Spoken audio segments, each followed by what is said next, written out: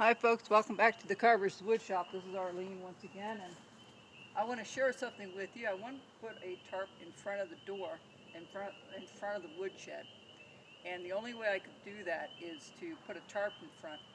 So to do that, I had to figure out a way that I could roll it up very simply.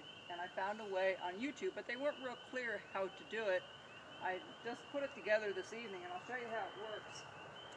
It's done on a pulley system, and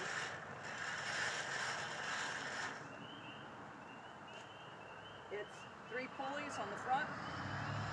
The string goes up and around and is attached to the board on the back. That stays stationary, and then you put your pulleys in the front. And you make sure, I use paracord.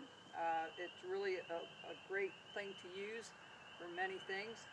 And once you put a pipe on the bottom, you screw the pipe,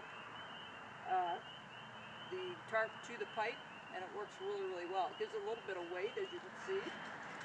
And it's very simple to put up or to put down. I'm very happy with it. Now if you want to keep it up, I just wrap it around the top here and leave it alone. I'm real happy with it. I think it worked out really well, and tomorrow I'll start filling up the